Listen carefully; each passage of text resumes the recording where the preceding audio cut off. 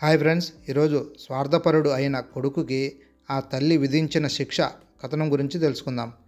తూర్పు ఎర్రబడి చాలాసేపు అయింది. పల్లెలోని జనానికి ఎప్పుడో తెల్లవారింది. పని పాటలతో హడావిడిగా ఉన్నారు.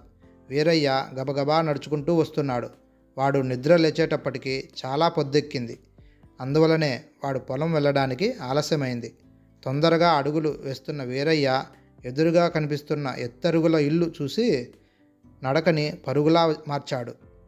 ఎరా వీరయ్య, ఈరోజు ఆలస్యమైనట్టుంది అంటూ ఎవరో పలకరింపుగా అడిగిన ప్రశ్న వాడి చెవిన పడలేదు. త్వరగా ఆ ఎత్తరుగుల ఇల్లు దాటేయాలని వాడి ప్రయత్నం. ఆ ఎత్తరుగుల ఇంట్లో ఉన్నది పులో సింహమో కాదు, భయంకరమైన సర్పమూ కాదు.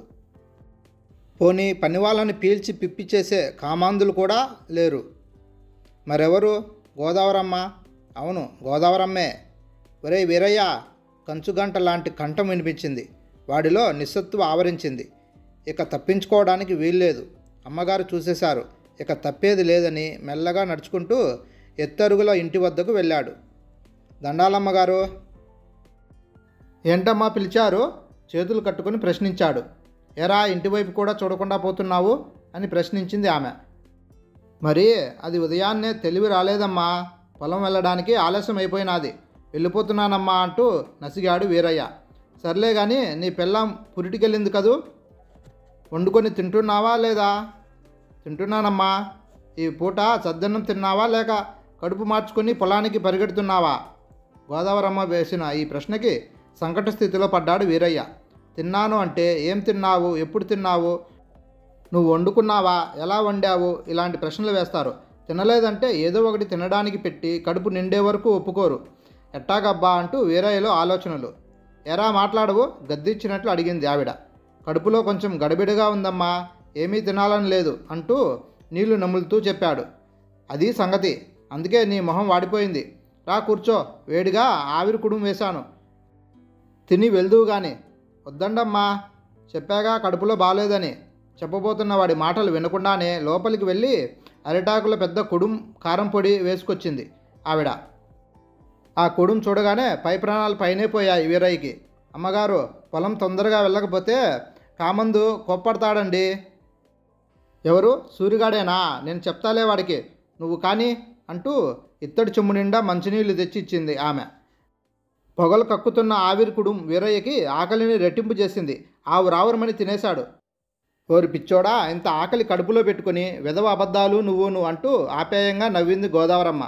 పచ్చని ఛాయ, తిలతండుల న్యాయాన్ని సృష్టీకరించే తలకట్టు, కాషాయ రంగు చీర, జాకెట్టు, మెడలో తులసి, ద్రాక్షమాలలు, ఇవి గోదావరమ్మ రూపురేఖలు. అనురాగపు చూపులు, ఆప్యాయపు పలుకులు ఆమెకున్న సహజ లక్షణాలు. కరుణ, పరోపకారం ఆమెకు పెట్టని ఆభరణాలు. ఆమె బోలెడంత భూమి, పుట్ర, నగ, నట్రాతో ఆ పల్లెలో అడుగుపెట్టింది కోడలిగా. ఆమెకున్న చరాస్తులన్నీ గాలొచ్చి వెళ్ళిపోయాయి. ఆమెకి పసుపు కుంకుమలుగా పుట్టింటి వారిచ్చిన భూమి మాత్రం కొంచెం మిగిలింది. ఆవిడ భర్త బ్రతుకున్న రోజుల్లో పూటకు 10-15 మంది భోజనానికి కూర్చునేవారని జనాలు చెప్పుకుంటారు. అతిథి అభాగ్యులని ఆదరించేసరికి వారి ఆస్తంతా కరిగిపోయింది. అయినా ఏనాడు ఆ దంపతులు బాధపడలేదు. చిరునవ్వుతో వచ్చిన వారిని ఆహ్వానించేవారు. రాని వారిని బలవంతం పెట్టి ఇంటికి తీసుకొచ్చేవారు. ఆ పుణ్య దంపతులకు ఒకడే కొడుకు. కొడుకును పెద్ద చదువులు చదివించాలన్న కోరిక గోదావరమ్మ భర్తది. ఆ అబ్బాయి తెలివైనవాడు కావడంతో విదేశాలలో చదువుకుని అక్కడే పెద్ద ఉద్యోగంలో స్థిరపడ్డాడు. తండ్రి చనిపోయినప్పుడు ఒకసారి వచ్చి వెళ్ళాడంతే. ఆ తర్వాత మళ్ళీ రాలేదు. ఆవిడ ఒక్కగానొక్క కొడుకు కోసం ఎదురు చూస్తూనే ఉంది. మంచి సంబంధం కుదిర్చి అతడికి ఉత్తరాలు రాస్తే తను ఎప్పుడో పెళ్లి చేసుకున్నానంటూ ఉత్తరం రాస్తూ భార్య ఫోటో పంపించాడు. కొందరి ఊహలు నిజమయ్యాయి. ఎవరో తెల్లదొరసాన్ని పెళ్లి చేసుకున్నాడు. అయినా నిండు గోదావరిలా ఆమె తొనకలేదు. కోడల్ని తీసుకురమ్మంది. ఇప్పుడప్పుడే ఇండియాకు రావడం వీలు పడదని ఉత్తరం రాశాడు కొడుకు. అడపాదడపా వచ్చే ఉత్తరాల సంఖ్య క్రమేపీ తగ్గిపోయింది. అసలు సంగతి ఆమె మనోగతానికి తన కొడుకు విదేశాలు ఇచ్చే విలాసాలలో పడి చిన్నప్పుడు పంతులు గారు నేర్పిన జననీ జన్మభూమిచ్చ శ్లోకాన్ని విస్మరించాడని ఆమె గ్రహించుకుంది. తన కడుపున పుట్టిన బిడ్డ ఒక్కడే అయితేనేం భగవంతుడు నవమాసాలు మోసే కష్టం లేకుండా, ప్రసవ వేదన తెలియకుండానే ఊరందరినీ తన బిడ్డలుగా ఇచ్చాడనుకుంది గోదావరమ్మ. ఆ ఊరిలో జనాలకి దేవత గుళ్ళో లేదు, ఆ ఎత్తరుగుల ఇంట్లో ఉంది. ఆమె అతి ప్రేమ భరించలేక తప్పించుకుపోదామని చూసే వీరయ్య లాంటి వాళ్ళని ఆమె ప్రేమ పలుకులతో కట్టిపడేస్తుంది. ఆ పల్లెలో ఎవరింట్లో ఏ శుభకార్యమైనా ఆవిడే పసుపు దంచాలి. నేను ముత్తైదువును కానురా అని ఆమె గోల పెడుతున్నా ఎవరూ వినరు. అనుకోని అశుభానికైనా తొలి సానుభూతి వాక్యాలు ఆమెవే. కష్టానికి సుఖానికి అందరికీ అన్నింటికీ గోదావరమ్మే ఆ ఊర్లో. చిన్నరాడు గారింట్లో సీమంతమైన, మున్సాబ్ గారింట్లో ముద్ద కుడుముల పేరంటానికైనా, ప్రెసిడెంట్ గారింట్లో పెళ్లికైనా, సర్పంచ్ కూతురు సమర్థాడినా అన్నిటికీ ఆవిడే స్వయంగా మిఠాయిలు తయారు చేయాలి. ఎవరైనా ఏ శుభవార్త తీసుకువచ్చినా వాళ్ళని ఒట్టినే పోనిచ్చేది కాదు. ధాన్యమో, కందులో, పండ్లో, కూరగాయలో ఏవో ఒకటి ఇచ్చి కానీ పంపేది కాదు. వీధిలో ఆడుకునే పిల్లల కోసం జంతికలు, చెగోడీలు, చెక్కిలాలు, కరకజ్జం ఇలాంటి చిరుతిళ్ళు చేసి ఉట్లలోని క్యారేజీల్లో దాచేది. అటుగా పోతున్న పిల్లల్ని పిలిచి ఏవో ఒకటి చేతిలో పెడితేనే కానీ ఆవిడకి తృప్తిగా ఉండదు. ఉక్కులాంటి శరీరం ఆమెది. ఒక్క మాటలో చెప్పాలంటే ఆవిడ లేని ఆ పల్లెను ఊహించలేరు ఎవరు. గోదావరమ్మలో ఆనందం ఉప్పొంగే వరద గోదావరి అయింది. ఆమెలో సంబరం అంబరాన్నంటుతోంది. నేల మీద కాలు నిలవడం లేదు. ఆ సంతోషోద్వేగానికి కారణం ఆవిడ కొడుకు దగ్గర నుండి ఉత్తరం రావడమే. ఉత్తరం తెచ్చి ఇచ్చిన పోస్ట్ మ్యాన్ నోటి నిండా సున్నుండ కూరేది. 2 కంచాల కందులు, పెరట్లో పండిన కూరగాయలు ఇచ్చింది అతనికి. అతి మంచితనం కూడా చాలా కష్టం, భరించలేం సుమా అనుకుంటూ పోయాడు అతను. తనేదో ఫ్యాక్టరీ పెట్టాలని అనుకుంటున్నట్లు, అందు నిమిత్తమై వస్తున్నట్లుగా రాశాడు అతడు ఉత్తరం. ఏదైతేనేం ఫ్యాక్టరీ పెట్టే మాట అయితే దానిని చూసుకుంటూ కొడుకు ఇక్కడే తన కళ్ళ ముందే ఉండబోతున్నాడన్న ఆలోచనే ఆమెకు అంతులేని ఆనందాన్నిస్తోంది. ఆమె కళ్ళు వెలిగించని దీపాలయ్యాయి. కొడుకు రాబోయే సమయం కోసం ఎదురు చూస్తోంది ఆమె. కొడుకుకి ఏవేమి ఇష్టమో అన్నీ తయారు చేయడంలో తనమనుకులుగా ఉంది ఆమె. ఆమె ఎదురు చూసిన రోజు రానే వచ్చింది. భార్య పిల్లలతో సహా వచ్చాడు కొడుకు. ఆ తల్లి మనసు రెక్కలొచ్చిన విహంగంలా వ్యవహరిస్తోంది. కొడుకు కూడా అన్ని రోజులు ఆమెను వదిలేసి ఉన్నందుకు ఎంతో నొచ్చుకున్నాడు. కోడలికి ఈ పల్లె వాతావరణం నచ్చలేదు. అంటీ ముట్టనట్టుగా ప్రవర్తిస్తోంది. తనని చూడాలని వచ్చే జనాన్ని చూసి ముఖం చిట్లించింది. కొడుకు కోడలు కూడా సున్నితంగా తినడం ఆమెకు బాధ కలిగించినా మనవలు తను చేసిన తినుబండారాలను ఆసక్తిగా తినడం ఆమెకు తృప్తినిచ్చింది. పగలంతా తల్లి దగ్గర కూర్చొని తన చిన్ననాటి కబుర్లన్నీ గుర్తు చేసుకున్నాడు. కొడుకు విదేశాల మోజులో పడి తనని విస్మరించలేదన్న అసంతృప్తి ఆమెను నిలువెల్లా కమ్మేసింది. రాత్రి భోజనం చేశాక మంచం మీద తల్లి పక్కనే పడుకుని మాట్లాడడం ఆరంభించాడు. అమ్మా, నేను విదేశాల్లో చాలా డబ్బు సంపాదించాను. ఆ డబ్బుతో ఇక్కడ ఒక ఫ్యాక్టరీ పెట్టాలనుకుంటున్నాను అన్నాడు. చాలా సంతోషం నాయనా, నువ్వింత అభివృద్ధిలోకి రావడం చూసే అదృష్టం ఆయనకు లేకపోయింది అని కంటతడి పెట్టింది గోదావరమ్మ. ఆ పెట్టేదేదో దూరంగా ఎందుకు, మన ఊర్లోనే పెడదామని ఉద్దేశం కలిగింది నాకు. మంచిదే నాయనా, ఊరు బాగుపడుతుంది. దానికోసం స్థలం ఎక్కడ ఉందా అని ఆలోచిస్తున్నానమ్మా. ఊరు చివరేమైనా ఉన్నాయేమో కనుక్కుందాం. లేదా ఎక్కడో ఎందుకమ్మా, మనవే ఉన్నాయిగా అని నసిగాడు అతడు. ఏమిట్రా నువ్వనేది అర్థం కాలేదు ఆమెకి. మన పొలాలు ఉన్నాయి కదమ్మా, వాటి స్థానంలో ఫ్యాక్టరీ కడదామని అనుకుంటున్నాను అన్నాడు. అతని మనసులోని మాట స్పష్టమైంది. ఒకసారిగా మ్రాన్పడిపోయింది గోదావరమ్మ. అవేమీ బీడు భూములు కావురా, మంచి ఫలసాయం వచ్చే స్థలాలు అని మెల్లిగా చెప్పింది. నిజమేనమ్మా, కానీ ఈ రోజుల్లో వ్యవసాయం ఏమాత్రం లాభాన్ని ఇవ్వడం లేదు. ప్రపంచమంతా కంప్యూటర్ల వైపు పరిగెడుతూ ఉంటే ఇంకా వ్యవసాయాలు ఎందుకమ్మా? ఇక్కడ ఫ్యాక్టరీ కట్టించి నా ఫ్రెండ్కి అప్పజెప్పి నిన్ను కూడా నాతో అమెరికా తీసుకెళ్ళిపోదామనుకుంటున్నాను అని ఖచ్చితంగా అన్నాడు. దెబ్బ మీద దెబ్బ నిర్ఘాంతపోయింది గోదావరమ్మ. అదేంట్రా కన్నా, నువ్వు శాశ్వతంగా ఇక్కడ ఉండడానికి వచ్చావని నేను ఆశపడ్డాను, ఆవేదన వ్యక్తం చేసింది ఆమె. ఇక్కడేముందమ్మా, పూర్ కంట్రీ. అమెరికాలో నాకు సొంత ఇల్లు, కారు అన్నీ ఉన్నాయి. అంతకు మించి విలాసవంతమైన జీవితం ఉంది. అవన్నీ ఇక్కడ ఎలా దొరుకుతాయి? ఇక్కడ పుట్టి పెరిగిన నాకే ఈ వాతావరణం ఇంత రోతగా ఉంటే అక్కడ సంస్కృతి అడుగడుగునా జీర్ణించుకున్న డాలి పిల్లలు ఎలా ఉండగలరు అని ప్రశ్నించాడు అతడు. గోదావరమ్మకు విషయం అర్థమైంది. తను రాలిపోయి ఆకులాంటిది. అందుకే తను బతుకుండగానే తన పేరు మీద ఉన్న భూమి, ఇల్లు అతడికి అనుకూలంగా మార్చుకుందామని వచ్చాడు. అంతేకాని తనపై ప్రేమతో కాదు. ఆమె మనసు అట్టుడికిపోతుంది.